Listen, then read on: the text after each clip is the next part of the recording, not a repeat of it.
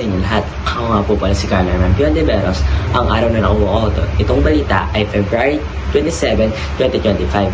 Oras ng balita, 5:47 PM. Magpapatuloy po ang epekto ng malakas at malamig na hangin ng amihan sa Luzon. Maliit din po ang tsansa na magkaroon ng bagyo sa unang linggo ng Marso. Asahan pa rin po ang may hinang ulan sa mga norte, kabilang ng Cagayan Valley, Cordillera Administrative Region at lalawigan ng Aurora. Tulad po yan ng hanging amihan. Habang ang natitirang bahagi ng Luzon, kabilang ng Metro Manila, is bahagyang maulap at minsan maulap ang kalangitan.